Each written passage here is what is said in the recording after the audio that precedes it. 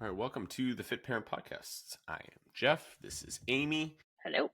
And we are today going to talk about timing /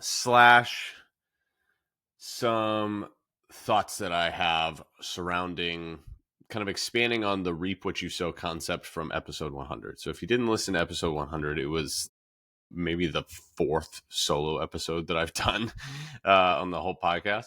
But I am proud of how it came out. But kind of fleshing that concept out as well as thinking about timing. So it is June 26th as we record this. It will likely come out. I don't remember how far out we are, but not in the terribly distant future. And I posted this on Instagram last week, and it's going to be kind of the jumping off point for our conversation. If you treat June like Friday afternoon, then you can't be surprised when September feels like Monday morning. I loved that. I don't remember when I came up with it. I came up with it a couple of years ago, but It's just so applicable to so many things. 100%. And I think it's also true, but I have a similar phrase around the end of the year, which is that December is the Friday afternoon of the calendar year, which is basically what ends up happening with a lot of things. And it's actually not about a specific time, though the times of year that end up kind of getting the brunt of this. Maytember is like a thing with the end of school and all of the activities and field trips and all of the stuff. There are a lot of these things where it's like, okay, this is craziness. Let's just get through this season and I'll get to it at this point.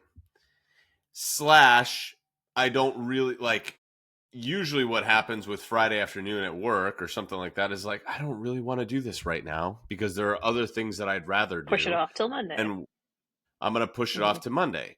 But then what happens on Monday morning is we come in and we curse our past selves because we're left trying to, like, Monday morning sucks, not necessarily because it's Monday, though that's part of it, but it sucks because we have to first climb out of the hole that the Friday version of us left for us.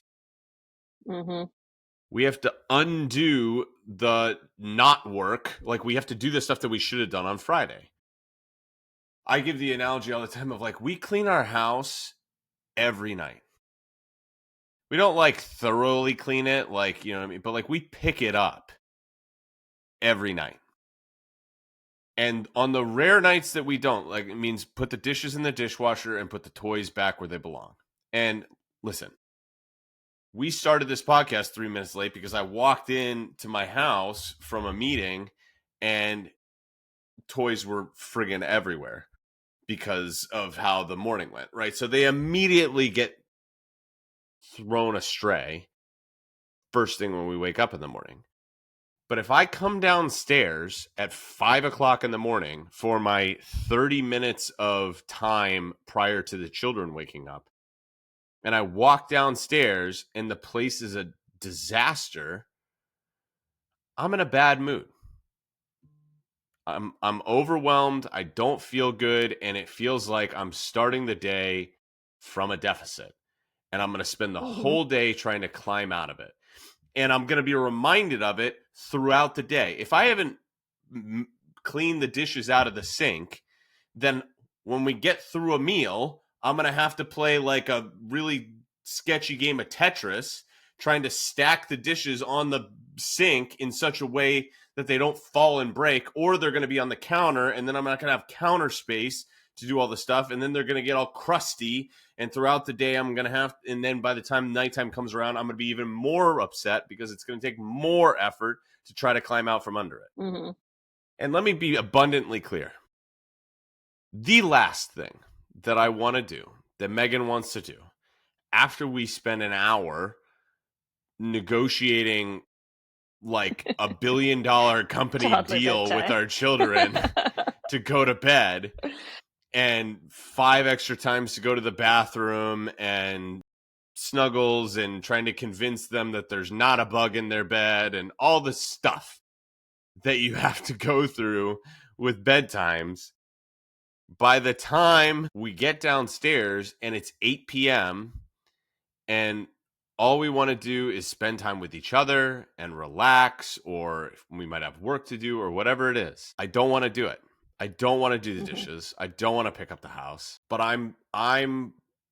I've said this before. I'm loving my future self with the decisions that I make in the moment. A fairly good metric on what decisions you ought to make are which one would future me be proud of? Which one would future me be thankful for past me doing? And this is you reap what you sow. If I don't do the hard stuff or I opt out of doing things because it's inconvenient or I don't want to, I then can't turn around and be surprised or upset that I'm living in it. I think I don't know if I've told this story on the pod before, but I don't think I have. So this was I mean, it was well over a decade ago.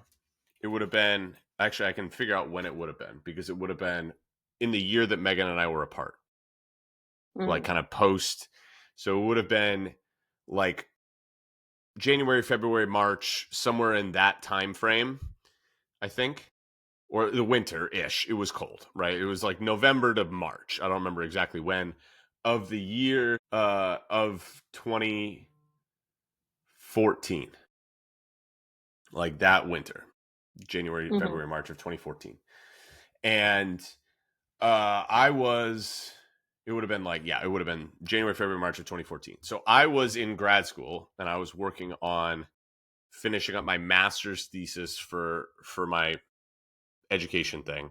And I had to basically write this 30 plus page paper, which was a research paper that I had been doing the research on all year. And I have told the story about how I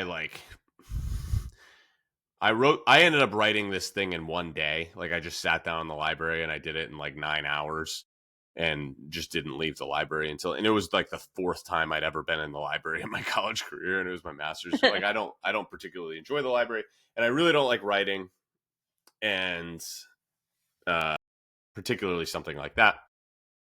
But I had sat down, I had planned a day. It was like a Saturday and I was like, that was my day that I was going to go do a lot of work on it. And I sat down in the library, and this was again this would have been number 3 time that I went to. I sat down in the library, and I was 10 minutes into work, and a friend slash mentor figure of mine called me, kind of out of the blue, and I was like, "What's going on?" And I answer. I go out and I answer the phone. He's like, "Hey, what are you doing?" I was like, "I'm writing my thing," and he's like, "Hey, we could use your help over here." And I was like, "What are you doing?" He's like, "We're moving so and so out of her house, and we don't have enough bodies, and it's a disaster, and we need some help." And I was like, "Dude, I really like. I get that. I know you're in a bind, but I also have to do this." And he was like, "We really need you. Like, come on and do it." And I was like, "Okay, like whatever, we'll do it." Like, I had enough time that I could punt on the thing and whatever. And it wasn't exactly like I really wanted to write this paper either. So, I mean, if you're giving if you're stopping it so you can go and move heavy, heavy boxes, you know you really, really don't wanna be doing whatever you're set to be doing. yes. I And would rather go and move someone out of our house. so so then I show up and he neglected to tell me that Megan was there. And Megan and I have been broken up for like a few months at this point, right? So it's still relatively raw. We had not really spent a lot of time together, though we had to see each other because we were still in the same friend group and we were still at church, and like so we would still like see each other, but like we certainly hadn't been in this sort of a setting. And I was like, "Come on, dude! Like seriously." Was this planned though? Did No, he no, it want you wasn't. guys Like to get back he together? knew, like he did not, like it wasn't for that. He was literally just like, I need human I bodies need in here, bodies. Yeah. and also like I need dudes who can lift things, right? Mhm. Like it was him. It was basically him and a bunch of women who were not particularly up for lifting heavy things. Let's just say that. Mhm. And they had to move a whole house. And I showed up and they were 4 hours into this. And let's ask this question. If you ask people to help you move, Mhm.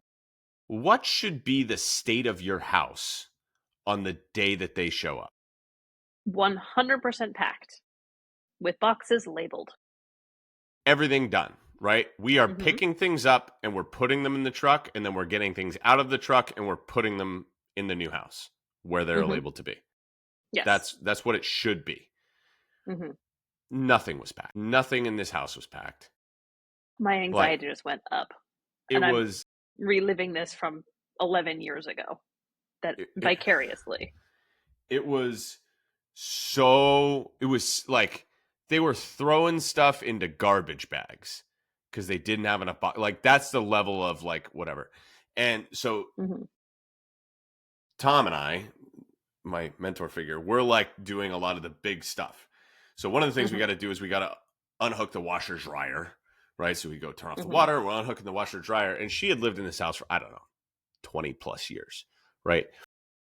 The connector, I remember this so vividly. It was 11 years ago. I can picture this moment. The connector for the washer, the hose, was so rusted on to the hookup that like we couldn't get it loose. Like we were trying we spent a full hour trying to get this thing loose. And we finally did. And I remember him in the moment literally saying to me, "This is the biblical principle of you reap what you sow. Like Mhm. you have not taken care of this for so long, and now this is where we're at." And it's things don't feel fun in the moment to do. Like it's not, and it's very easy to push them off to be like, that's future me's problem. Mhm. But then future you does have to deal with it. Mhm. And it's significantly, significantly worse for future you. And you wish you could like go back through the space time continuum and like bitch slap your previous self in the face for being so ridiculous. And this is what a year looks like though. This is the typical year for people who are like, I don't know how I got so out of shape. Right? So I'm going to start in December, right? It's the holidays, right? From like Thanksgiving, really from like Halloween, but like Thanksgiving on, it's like, all right, let's just it's crazy end of the year. We get into the year parties and family getting Mhm. together. Like this isn't the time, you know what I mean? I'll get back to it in the new year. Get back to it in the new year, going strong for a few weeks. Somebody gets sick, right? Mhm. Get sick, you get sick, kid gets sick, you're out for a week or so. And then you try to get back into it, but never really do. Okay. And then it's like February, March time. And you're like, okay, I have a vacation coming up in April or summer's coming. Let me get Mhm. back on it. Right. We Right. get back on it. And then again, spring sports start or new activities or the schedule gets wide. It's like, this is just nuts. Like, let's just wait till the spring schedule kind of settles and then we'll get back to it. And then it's Maytember and then it's June and the summer is crazy. And then Mhm. you're like, okay, I'll just when the fall happens and the kids are all back in school, right? And Right. the Once we're back schedule on a settle schedule. Mhm. back on a schedule and we're not having barbecues every weekend and we're not doing Mhm. drinks and all this stuff, all the activities, I'll get back to it in September. But then September happens and it takes you a month to get everybody settled into your new schedule. And then what happens in And October is somebody it's gets the first sickness of Halloween. the year in the first sickness of the year, and then it's Halloween, and now we're back to the holidays, and you're like, it's 5 years later, and you're like, how am I so out of shape? Yeah. Very easy to fall down that hole. And I appreciate that. Like we are holding our household together at times right now with duct tape and a prayer. There were we went 0 for 3 in kids wearing pants last night with me in the house for 4 hours. I was just like, we're ditching pants. Like pants are not that's not the fight that I'm going to have right now with you guys No. because No. we went to the beach and we came back and it was just like we're just chilling at home, not going to go do anything. And it was just like, whatever, no pants. Megan Mhm. had to go do some work. We're just chilling. Mhm. So I can appreciate that. But I will tell you, and I've said this on the like the number of weeks in a year that go scheduled according to plan for me, uninterrupted. I can count them on my two hands in a full calendar year. Mhm. It just doesn't happen. And so if you're waiting for the time for it to go great, you're going to be waiting forever. And the other piece of it is you might actually find, and a lot of people do find this if they start early in the year or whatever it is, where like, oh, I had a pocket of 6 weeks where everything kind of went great. But then when the life happens, inevitably, because it can't go for forever, you don't know how to deal with it. Like you can maybe string together an uninterrupted block of time for 6 weeks, 12 weeks, whatever it is, but you can't do it for 12 months or 12 Mhm. years. You Mhm. just can't do it. Kids misbehave or get sick. Family members get sick. Work gets crazy. Holidays happen. Mhm. Trips happen. Like lifes. Mhm. And you're not gonna go a long time without having to navigate an interruption. And so if you only know how to do it when things are locked in, you're never going to be able to stick with it long enough to actually see the results that you're looking for. You're just not. And so the idea that you are going to find a time that is better for you is foolishness. That is the same logic of saying, oh, this is why I'm not buying into this anymore. Oh, it gets easier as the kids get older. No, it does not. It just gets different. It gets It's just different. different. It's a Mhm. different busy. It's busy, but it's Mhm. a different busy. Like your busy in Mhm. summer looks different than your busy in the school year, which looks different than your busy in the winter. It just looks Mhm. different. It doesn't mean it's Mhm. easier, it's just different. So if you can't figure Mhm. out how to do it in busy, you're never going to do it when it's a different busy. Mhm. It's accurate. I don't think I would be able to stick with anything if I hadn't had the past 4 or 5 years of developing these habits and these almost rituals of when I do my fitness things, when I do my, like, mental health things, and when I do my meal preparation for the week. If I had not started that when Emerson was quite a bit younger, because she herself is easier as an 11-year-old, but her schedule has gotten much more challenging because none, That's like, she's in sports and they're not the same week to week. She's in practice or games 4 to 5 nights a week, and it's never at the same time. So if I didn't have this, like, background ability, there's no way I'd be sticking with anything. I mean, there's always going to be days where things don't, like today. I normally would be at the gym at 8, but I'm running a summer camp, so I'm I'm at UNH from 7:30 to 2:30 every day. I just do walks in the afternoon, but because I spent years building these habits. it's now applicable to different situations. Like if I have a thing that I'm trying, this is what I tell people all the time. It's a lot easier for you to adapt a structure that exists to a Mhm. new circumstance than it is for you to try to create a structure in Mhm. every new circumstance. Mhm. Like But when that's I across the work, board with businesses with. well, 100%. That's what I talk about with the business owners that I work Mhm. with, the coaches that I work with, and we're trying to, like, we're doing time management stuff. I'm like, listen, because we have to do this because I'm like, you need like time. Everybody's like, oh, this is just going to happen. I signed up for this course and now my business is going to be built. It's like, no, you got to be a grown person and put in the work Mhm. for your business. And particularly if I have people who have other stuff, it's like, this won't happen unless you happen to it. And so we have to set aside the time.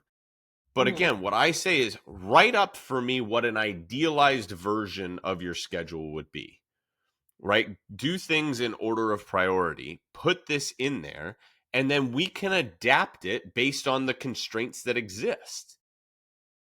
Whether it's weekly, okay, that's not going to work on a weekly basis, so we need to move this around, right? Or if I have something that comes up in a week, so for instance, we are not recording this podcast at our normal time.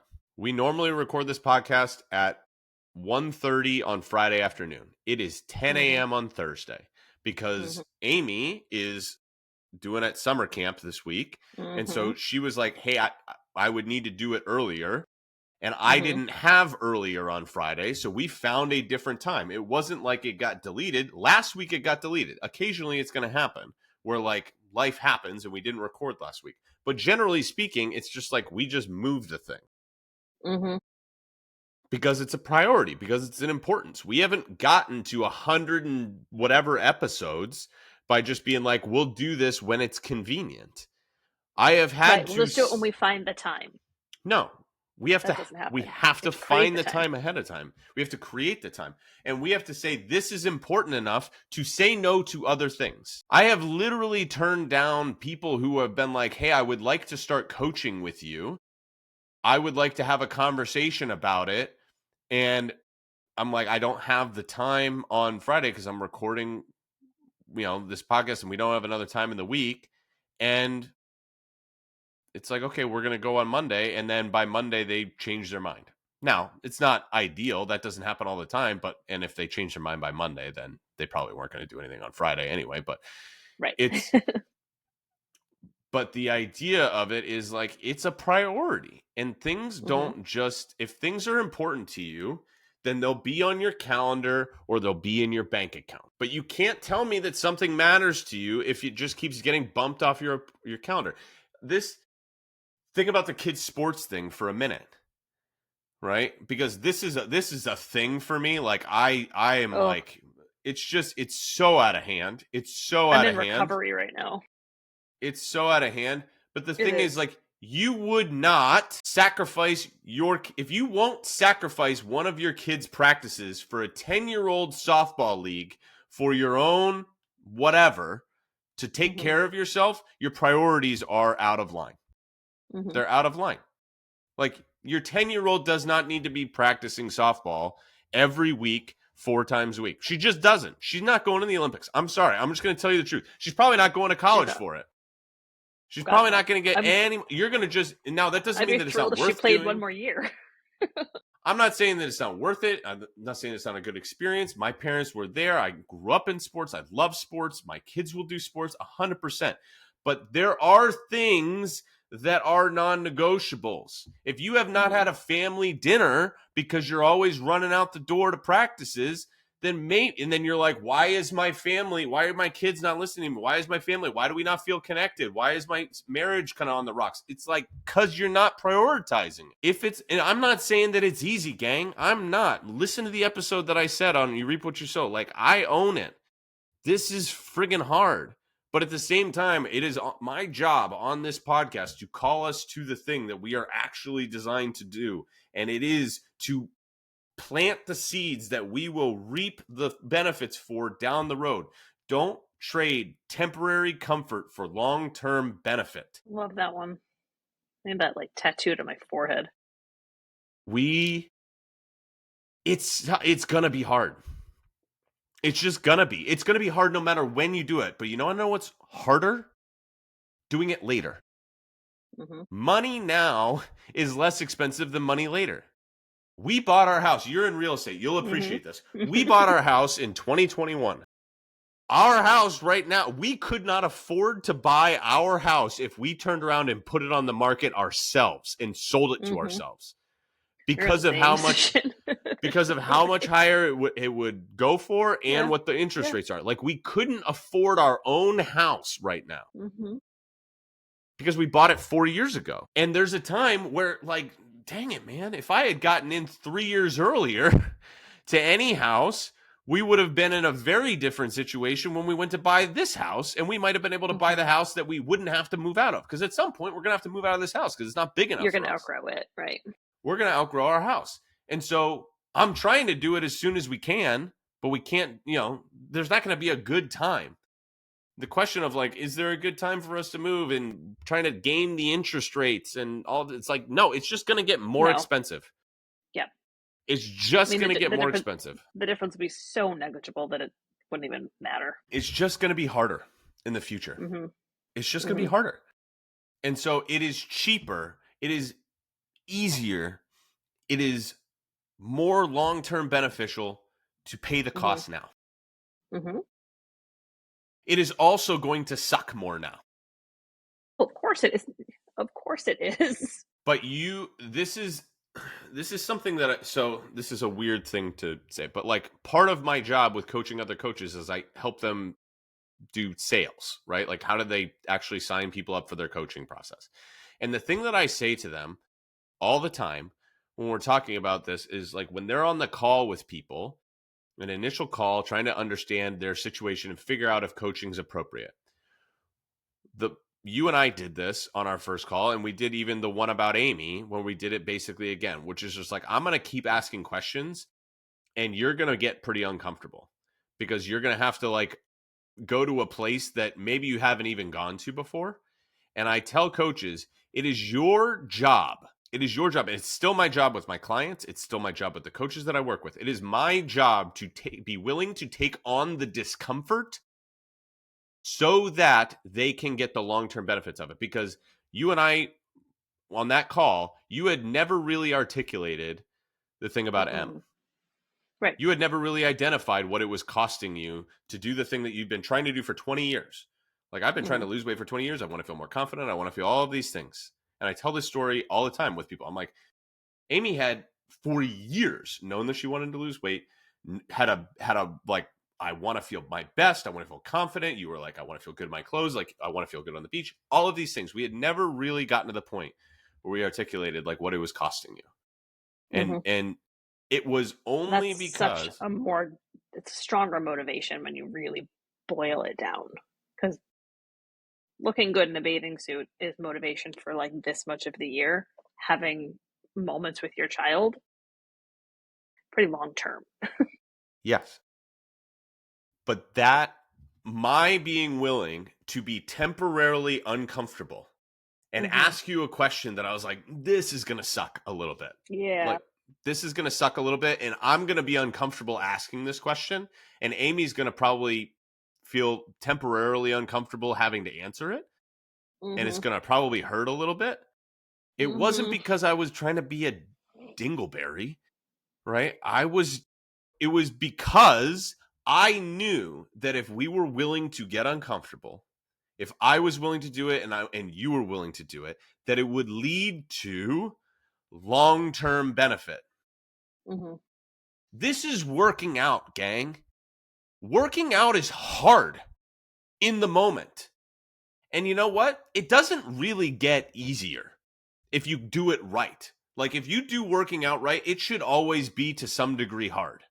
Now, you Mm-hmm. might come to appreciate the hard, right? But that takes a lot of time. But it is trading temporary discomfort, temporary hard for long term benefit. And you will not see it. Simon Sinek, who I've quoted on this podcast before, gives this analogy where he's like, if you go to the gym for a day and you come back and you look in the mirror, you will see nothing. And then you go to the gym the next day, you come back and you look in the mirror and you will see nothing. But if you continue to go to the gym over and over and over and over and over and over and over and over again, at some point you will come back and you will notice a difference. And people will be like, wow, what did you do? What was your secret? And you're going to appear like an overnight success. Everybody in business is, oh my gosh, they're an overnight success. And it's like my Instagram. People are like, how did you go viral on Instagram or whatever it is? I was like, gang, I posted on Instagram 5 days a week for 4 years. And I grew my account from 300 to 1900 in 4 years. And I've had 2 posts go bonkers in the last 3 months. And that's 5x, 10x the growth in that period of time. And people are like, wow, you went viral and you got this big audience. It's like, no, I put in a gajillion reps. Mm-hmm. And it was hard. And I got no immediate benefit from it. And there were times where I was like, what is the damn point of posting on social media right now to get 4 likes and 12 views and just feel utterly pointless? It's gonna be hard in the moment. But this is the thing, and this is my take. You reap what you sow. That's not my take. That's biblical. That's not for me. You reap what you sow. So we have to look in the mirror and own that our current situation, circumstances are our circumstances. Everybody's got life that lifes.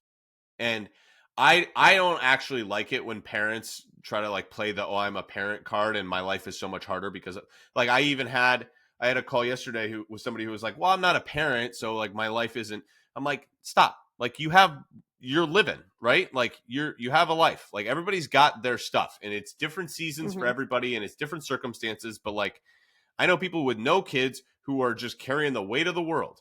And I know people with kids who have just a season of like everything's groovy. You know what I mean? Mm-hmm. Like the external circumstances don't necessarily determine whether or not that's your actual situation that you're living in, but everybody's got their situation. Everybody's got challenges. That's not in your control. Most of it. The things that are within your control are the reaping and sowing. So this is my take. We have to look in the mirror and be willing to recognize what portion of it, what portion of our current situation is our own damn fault. Because if you keep punting on your goals, your situation, whatever it is, because your external circumstances are difficult to navigate, that's your fault. The circumstances are there. That's not your fault. Kids schedules are nuts. I mean, you signed them up for it, but the schedules are nuts. You can schedule your own winter, but it's a busy time of year. I get it. It's a busy time of year. Back to school, it's a busy time of year. Kids are emotional. Like our middle son right now, Parker, is a rabid hyena. Like we are trying to figure it out, man. The poor kid, he is just in his feelings all the time, and we're just like don't know what to do with him, and trying our best, but like man, oh man, kid is having a hard time, and there are always external circumstances. But even within that, even within Parker and the circumstances, I can't just blame it on him. He's 3. Mm-hmm. I got to own that there's part of this that's like we're clearly not doing something that we could be doing. We might not be able to solve everything, but clearly we're leaving something on the table. And if I test my own actions, if I look at what I've done, there are definitely some times where I'm like, that wasn't good. That was not a great moment. You know what I mean? And he's learning a lot of this stuff from how I handle things. So I have to be able to look in the mirror and just like, it sucks to look in the mirror and have that moment. Like that was the thing with M. Like it sucks to like identify that hurts. But like we went to the beach yesterday. I said this, and miraculously I did not get sunburned. Like my first time like outside in the sun, I almost 100% get sunburned no matter what I do. But miraculously, I didn't get sunburned. There was actually a decent amount of cloud coverage, which was a blessing, a surprise blessing. This was Because 100 it was degrees freaking yesterday, hot. so Yes, yeah. it was really hot. I was at Yeah, the beach little too. breeze, but it was nuts. And so we were there. But every single year, I get a sunburn. Like I'm gonna get one this summer. Like it's guaranteed. Like it doesn't matter what I do, I'm gonna get a sunburn this summer, no matter what I do. And let me play this out for you. I got a gnarly sunburn. Am I going to blame the sun? It was too hot. It was Yeah, too bright. The too UV, sunny. it was too, you The know, sun was being too sunny. it was too bright. And then Yeah. I turn around, I'm going to blame the sunblock, like SPF 50, my rear end. And I blame my genetics. Why am I so fair? Like there's other people who can just go out and not have to wear anything and be fine, get tan. Like it's Mm-hmm. clearly my genetics. And then I'm going to be mad at other things in my day-to-day life that are now painful because I have a sunburn. Like taking a shower. Like whoever invented steam sucks. Shower. Oh Right? my Putting on god. clothes. Like my clothes are so terrible. Like, oh, this is like sharp clothes. My clothes are sharp. Or my kids coming to hug me and they hug me too tight and Touching I you. get frustrated. I'm like, oh, you're being too rough with daddy because I have a sunburn, even though they're doing normal things. Mm-hmm. How ridiculous is that? There's nobody to blame for my sunburn except for my own self. Mm-hmm. It's my own stupidity. It's my own damn fault. I didn't do whatever was because it's 100% avoidable. It Sunburns is are avoidable. 100% avoidable if you take the appropriate measures. You just have to know what they are, and you have to be willing to do the thing. Mm-hmm. You have to be willing to stop whatever it is you're doing and reapply. You have to be willing to go a little bit slower. You maybe need to get out of the sun, even though you might want to be in the sun. You might need to wear long sleeves if it's really nuts and you're in like on the equator, whatever it is. It's like, I don't want to wear long sleeves. I'm going to be freaking hot. Well, you could also not and then get a sunburn and get sun poisoning. Like, it's your own fault. And blaming the circumstances is ridiculous. Mm-hmm. That doesn't mean that the sun wasn't bright or the sunblock, you maybe needed a little bit higher one, or that my genetics aren't predisposed to handling a lot of sun, because they're not, and that those things don't hurt after the fact and they aren't hard. But it makes no sense when I'm walked downstairs in the morning and I didn't do the dishes the night before for me to get frustrated that whatever, we don't have two sinks, or then that the kids put their plates in a place that they're not supposed to be because they don't have room to put them where they're supposed to be. It's my fault. It's my responsibility. And we have to take ownership of our own responsibility. That doesn't mean, again, that it's easy. It doesn't mean that you aren't fighting against your genetics or your circumstances. It doesn't mean that it's going to be particularly enjoyable. It doesn't mean that you're going to nail it. You're probably actually going to have this be pretty clunky and it's not going to go great. But if you don't, you are going to walk in on Monday morning to a pile of stuff that past you should have taken care of. And now you are playing the entire week, the rest of your life, playing catch up. Mm-hmm. Because let's just do a little easy math, right? Let's just say that you started now, today, June 26th. And let's give it 2 months. It's probably a little bit longer than that until school starts, but let's say 2 months until school starts, like August 26th. So 2 months from now, school starts. Okay. Let's say that you start and you have a weight loss goal. Let's just call it a weight loss goal. And let's say that you kind of are only okay at this, right? You just start walking a little bit more. You make a couple more mindful decisions with your nutrition. You probably add some protein, you add some fiber, you maybe get a couple of workouts in. You're not doing 3 days a week, but in the next 8 weeks, instead of doing 3 days a week for 8 weeks, right? That would be 24 workouts. Let's say that you get 16 in. Let's say that you get 12 in, as opposed to like none, right? That's your circumstance. You probably, if you do that, you at minimum maintain where you're currently at. You probably could lose, I don't know, 3, 4, 5 pounds. Let's call it 5 pounds, right? 5 pounds in 2 months might not feel like, oh my gosh, that's a lot.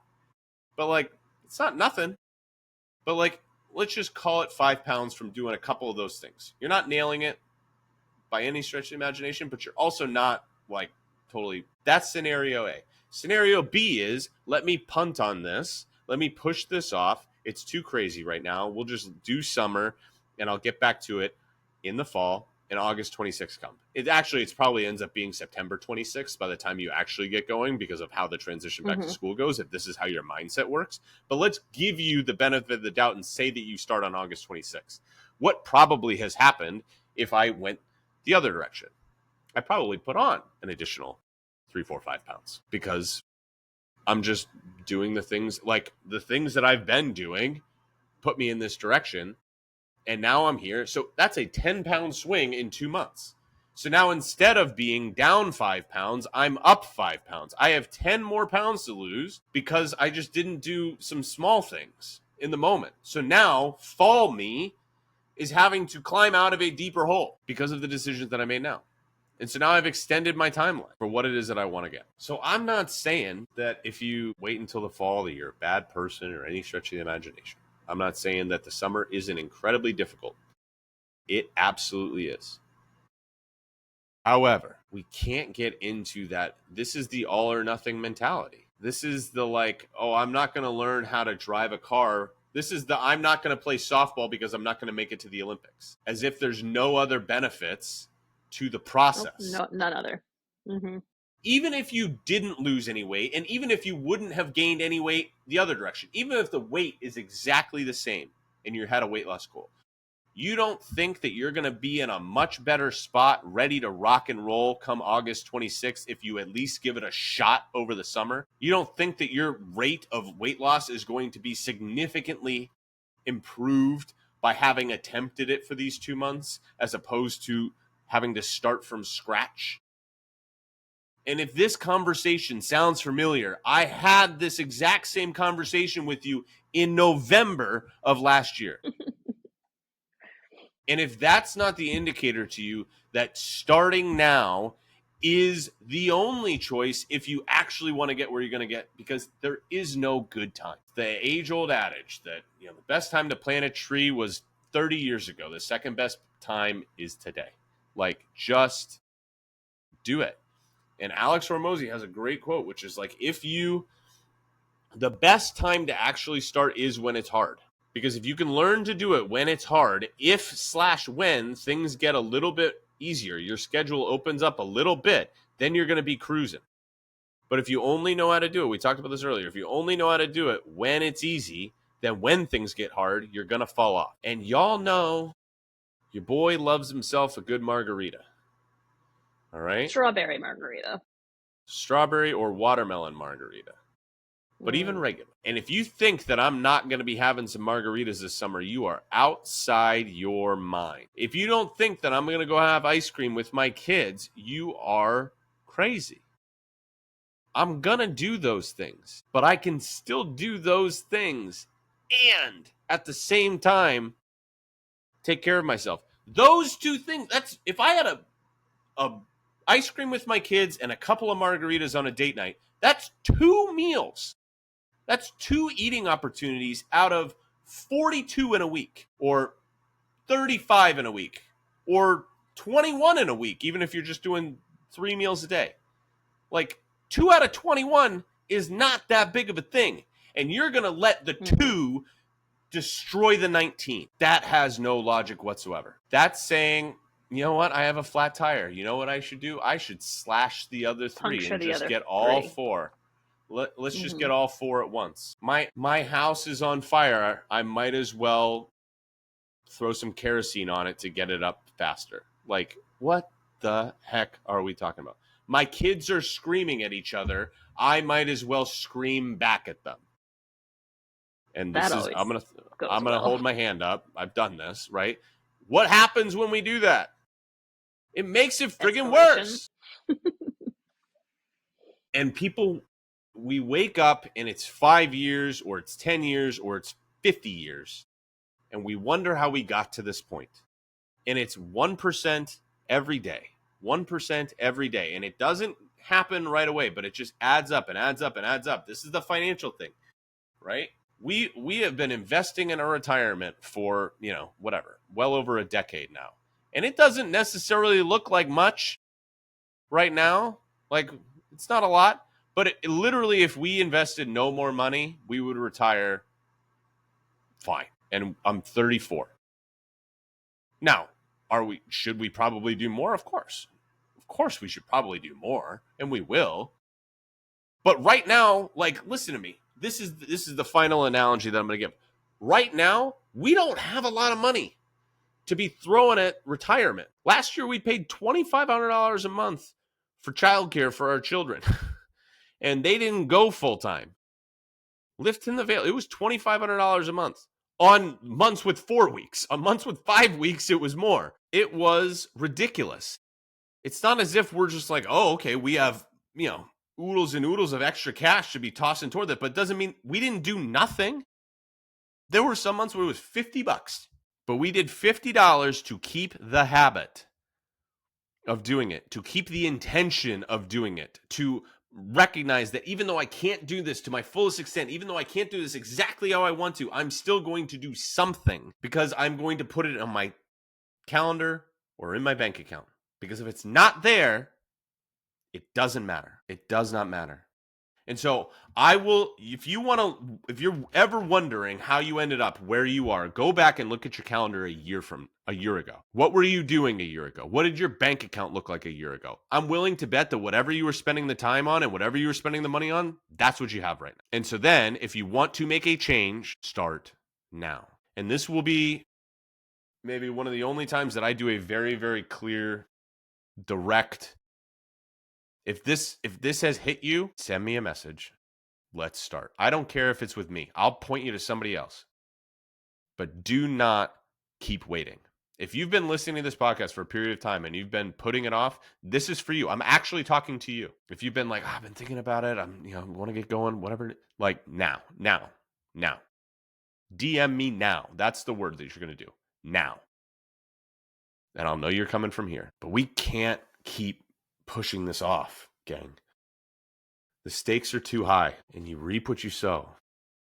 You're going to wake up in 20 years and be like me and Tom trying to take that stupid washer off and be like, how did it get Having it so this bad. bad? Mm-hmm. It didn't get there overnight. And you're not going to undo it overnight, but it's because you kept on waiting for the right time. It ain't coming. DM me now. Let's go. Appreciate you listening. Share it with a friend who might need to hear it. Hopefully this was valuable, and we'll chat with you soon. Thanks again.